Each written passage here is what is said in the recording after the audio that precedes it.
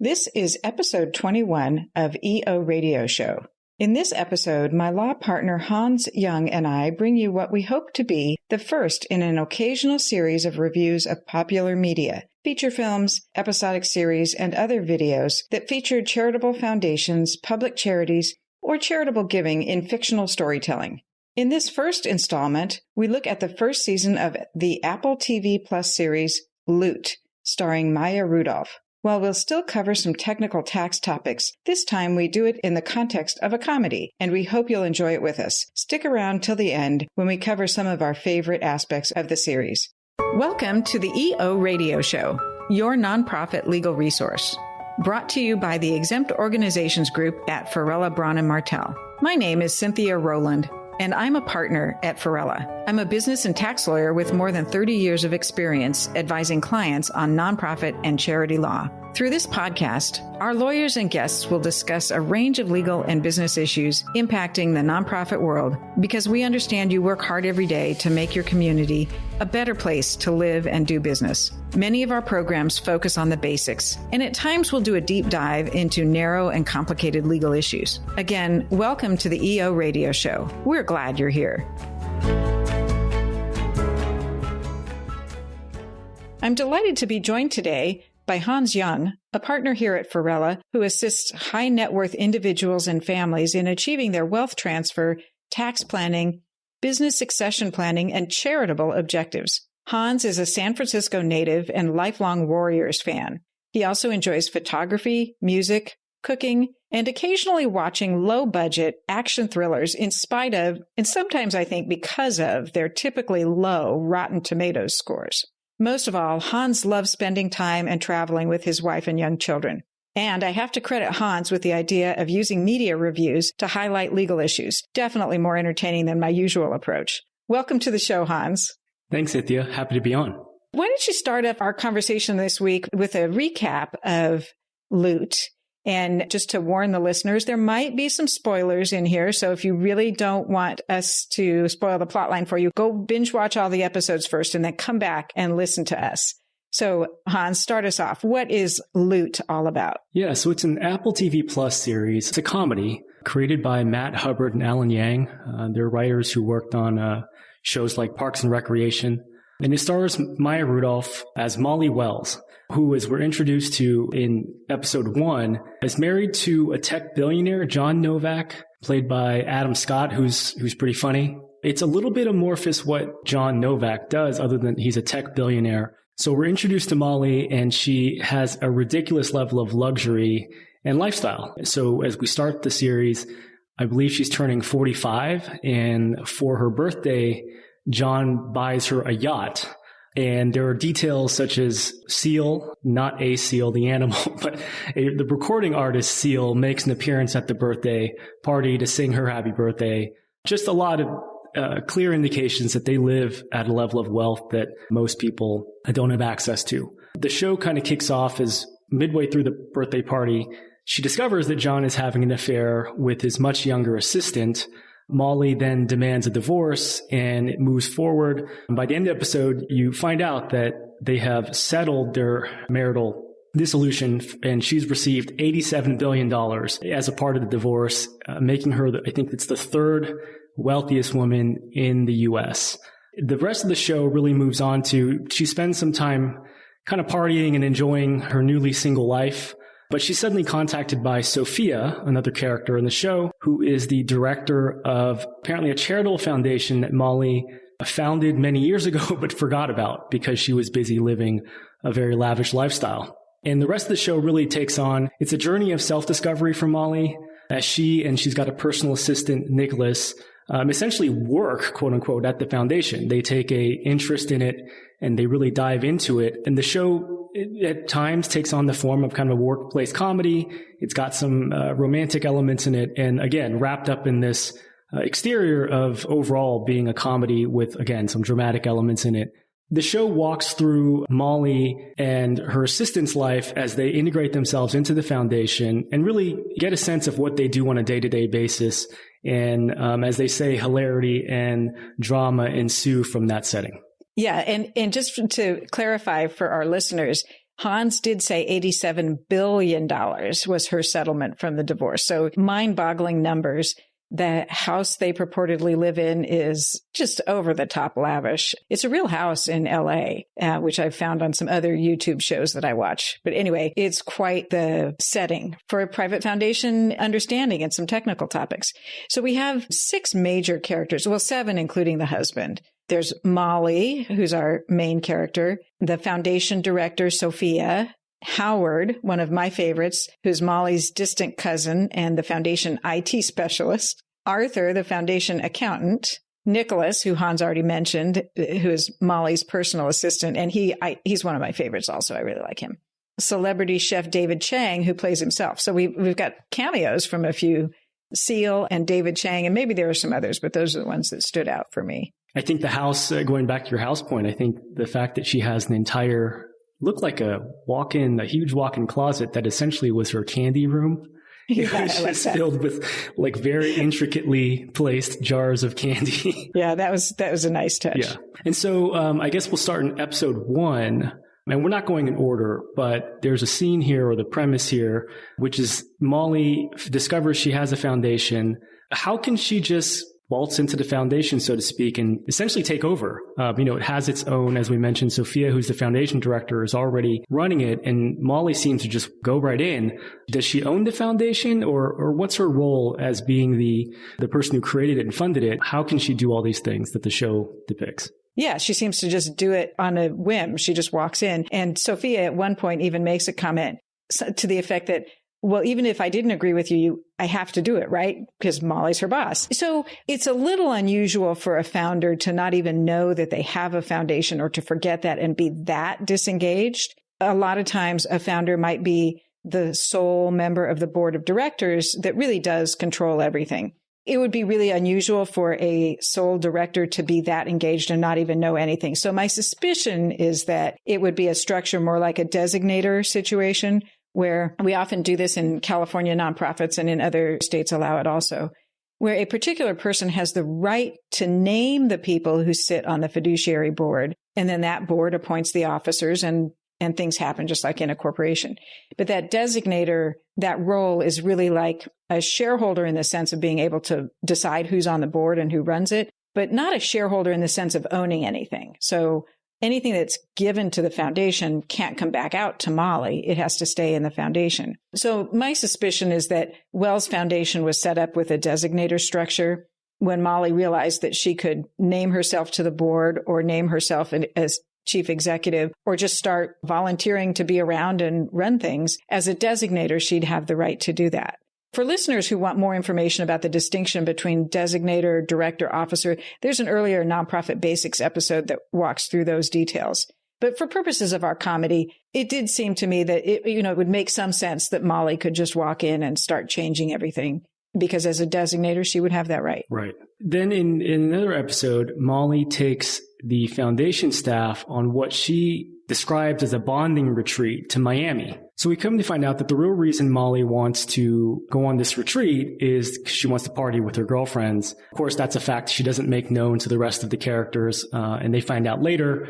But what do you think about a staff retreat using a private jet? Because I think it's pretty clear that it's Molly takes them on this pretty lavish trip. And certainly, what a bonding retreat. And she takes it and uses her own private jet. What about that? Is that normal? Can that happen using your own personal assets, especially one of that magnitude for this foundation? It is I wouldn't say common, but over the course of my career, I've worked with a number of high net worth donors that do, in fact, have their own private plane that they use for their foundation activities.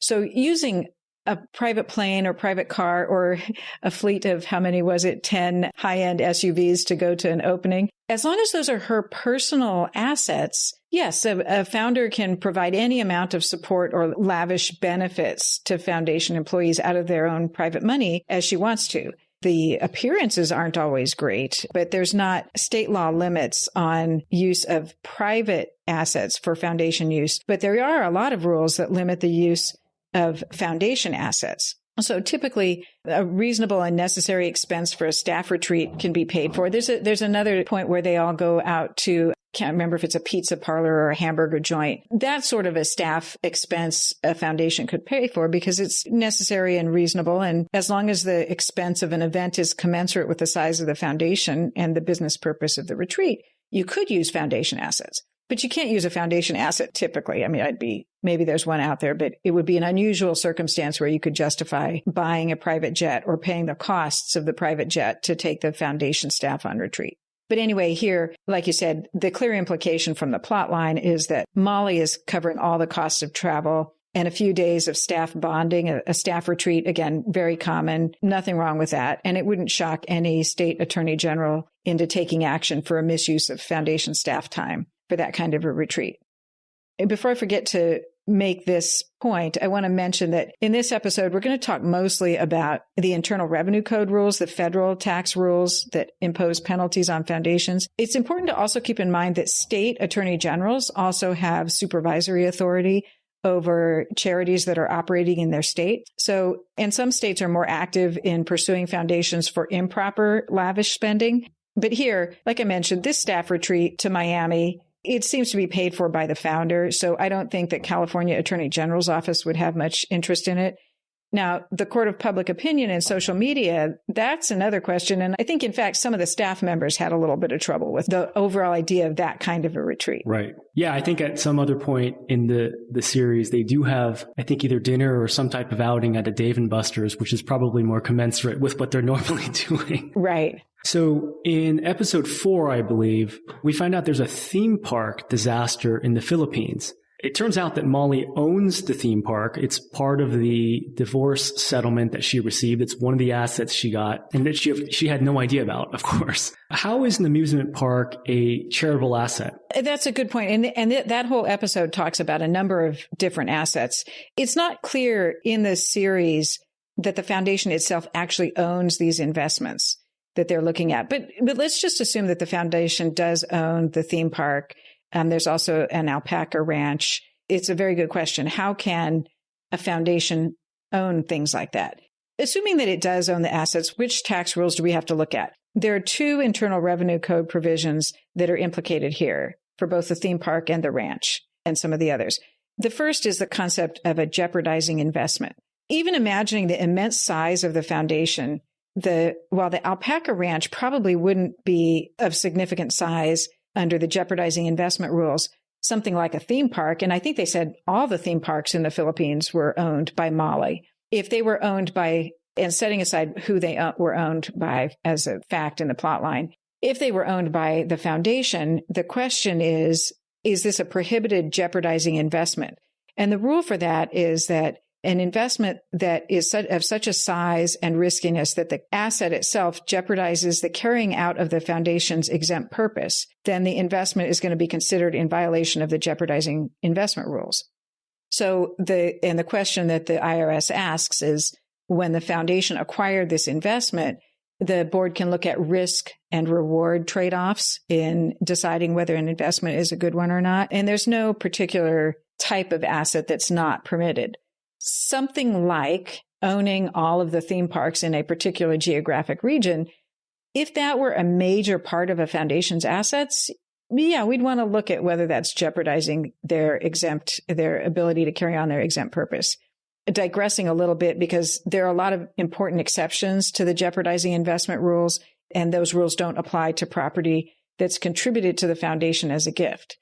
So while I think the plot point here makes it pretty clear that Molly owns the theme park in her own right, and it's not a foundation asset, it certainly wouldn't be a good idea for her to give the theme parks to the foundation, but just by giving them to the foundation, that would not be a jeopardizing investment.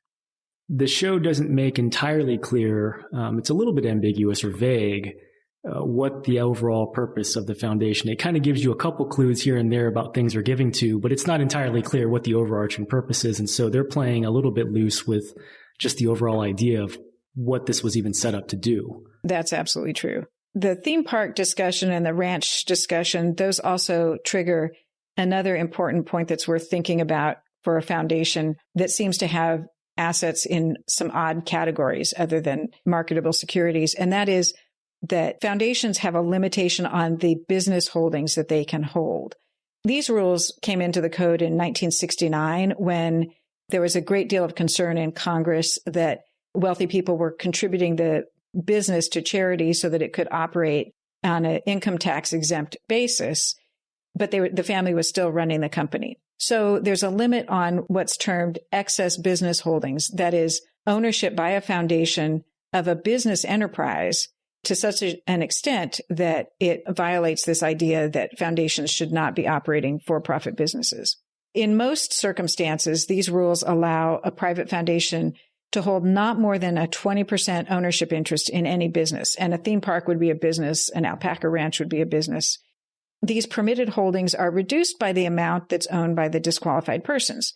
Generally speaking, disqualified persons for purposes of the excess business holding rules includes all of the foundation managers, which includes the trustees, the directors, the officers, and other persons with that level of authority, substantial contributors. So that would be Molly. And that includes individuals and entities that Molly owns, family members of Molly, of the disqualified persons, and entities controlled by her. Circling back to the limitation on business holdings, your 20% limit is reduced by the amount of interest that's also owned by these disqualified persons. So as an example, if Molly holds 20% of the amusement park shares, the foundation can't hold any of those shares. There's a de minimis allowance, but the big idea is that you don't want private foundations owning these business enterprises along with other disqualified persons. One of the categories of disqualified persons that you mentioned includes family members. And we, of course, know at the very beginning of the series that Howard, who's played by Ron Funches, is actually Molly's distant cousin. And that I believe she got him a job at the foundation, which doesn't seem quite right. How did that happen? And is this permissible under the rules? Yeah, that's a really good question. As I was mentioning in this definition of disqualified persons, it includes the founder and the key decision makers and their family members. So family members is defined somewhat narrowly for this provision of the Internal Revenue Code. In other places, it's broader. But in this particular context of insider transactions, family members includes only ancestors, that is, parents, grandparents, and so on, children, grandchildren, and great-grandchildren of disqualified persons and their spouses. So a cousin Howard, is not a family member for purposes of the self-dealing rules. So penalty taxes for payments of compensation to a cousin wouldn't apply. That's separate from the concept, especially under state law, that foundations and charitable organizations can only pay reasonable compensation. So even a cousin still can't be paid more than reasonable compensation.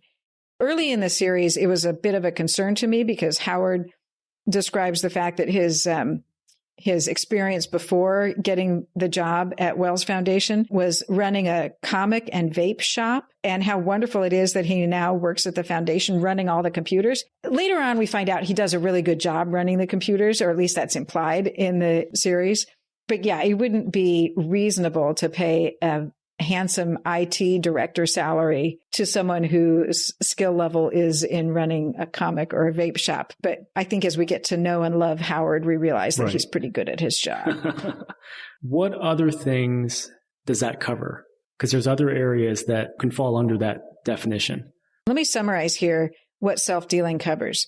Self-dealing is defined as any direct or indirect transaction with a disqualified person may result in self-dealing taxes on the foundation managers and the disqualified persons. So that's point number one there, is that the penalty is on the managers who approve it and the disqualified person. The penalty tax isn't paid by the foundation.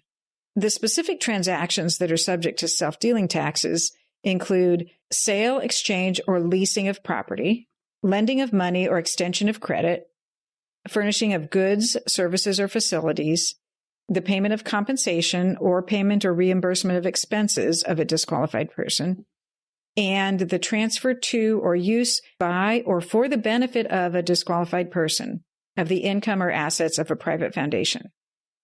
So as we mentioned in the discussion of Howard, the payment of compensation or reimbursement of expenses to a disqualified person or a family member is permitted as an exception for these self-dealing rules only if the compensation or reimbursement is necessary and reasonable. So we always, in any compensation discussion, we always go back to, is it reasonable? And if it's not reasonable, it's a penalized transaction. So Hans, we've covered a lot of ground here, and I'm really having a lot of fun with the conversation. As we wrap up this first part of our review, because it's just too much to put in one episode, I wanted to ask, given we've both watched the whole series and developed, I'm sure, some fondness for characters, who's your favorite character? I think it might be Ron Funch's character. This is Molly's distant cousin. Howard, right. I just think it's hilarious that he's working for the foundation. And I guess, yeah, he actually has been doing a great job. But as you watch it, the first many episodes, it's not clear that he's doing anything at all, other than I think maybe workplace bonding with Nicholas. Yeah, there's a lot to be said for that glue that holds an organizational culture together. Right. Most of the scenes we see him in, if not all of them in the first several episodes, I mean, he's kind of just having... he's either chatting with Nicholas about their personal lives, or he has a fondness for Dragon Ball characters. It's that Japanese anime. But yeah, I think it's just funny to me that, he's gotten this job. I mean, you're already thinking about it as, I think when you set up that he's Molly's cousin, that who knows if he's actually qualified to do the job. Maybe he got the job because of his relationship to Molly. And they sort of build that up to be, that seems to be the case. And of course, that's not the case. Yeah, he's pretty cute. How about you? So for me, I have to say Sophia, the foundation director. Yep. Yeah. She brings a lot of, I think there's a lot of good script writing in that trying to manage a founder is often actually quite a challenge for a foundation executive director. But she brings a fair amount of authenticity to a show that's otherwise kind of over the top and not very realistic. So I enjoyed Sophia a lot. She seemed to be a really, like I said before, authentic character and true to her own vision and trying to keep this foundation on a track where it could go off the rails with a founder that doesn't have anybody trying to put guardrails in or boundaries on what a foundation's allowed to do. So I respected that role, and I found her to be really well, and she put up with quite a few antics on Molly's end, I think. I don't know. Yeah. I don't know how many people would have, I guess, allowed Molly to continue, or not that I don't know that she could have stopped her, but yeah, I think she put up with quite a bit. So that was fun to see. What was your favorite scene? It may be tough to do that on the spot because it spans the whole series, but was there a scene that sticks out in your head as being? I think I enjoyed I thought the airplane trip when they're on the aircraft, and I don't want to do too much of a spoiler, but the panic and the seeing the personalities. I think the airplane scene so a spoiler alert, when the aircraft goes through some turbulence, and I think that's the first point when you're starting to see a glimpse of the real characters and what their vulnerabilities are. That one was pretty amusing to me. Yeah. Molly tells everyone that everyone's going to be fine. She does this all the time. And she's the one, I think, she freaked out one of the worst. Yeah. That was a pretty funny scene. I think mine is going back to Sophia. I think they made her character, I think, very private. I think that was what we were supposed to gather from her. But there's a scene where she receives flowers at the office from someone named Jalen, and then Nicholas and Arthur. So Nicholas is Molly's assistant. Arthur is the accountant for the foundation. They're together, and I think they intercepted the flowers first. So they saw it. They were curious to know who this person named Jalen was. And then as they're surmising and they see through the glass in Sophia's office, a man named Tony, who they don't know, arrives at the office. He and Sophia have an argument that they can't hear. Nicholas and Arthur can't hear because they're behind the glass or outside. And they're arguing in Sophia's office. And I thought it was hilarious when Nicholas says, I have experienced lip reading, but I think that they were arguing in Spanish. So Nicholas doesn't know Spanish. So he lip reads what he thinks is being said in Spanish. And then Arthur says, I know some Spanish. So he's translating what Nicholas is lip reading in Spanish into English. Yeah. And of course it's not what's actually being said or happening, but I thought that was a funny setup. I remember there's another scene that I really enjoyed, and that's when the three guys go horseback riding on the beach. I particularly enjoy that because I have horses, and so watching people who clearly don't know how to ride pretend to be able to ride. That was fun. So I like that one too. Any scene that involves horses is good with me. That's good. So with that, let's wrap up this first part. We'll look forward to bringing the rest of our review in the second half of this episode. I'm Cynthia Rowland, and you've been listening to EO Radio Show, your nonprofit legal resource, brought to you by the Exempt Organizations Group at Farella, Braun, and Martel. If you have suggestions for topics or films you would like for us to discuss, please email us at eoradioshow@fbm.com. That's eoradioshow@fbm.com. And please subscribe so you don't miss part 2 of our review of Loot.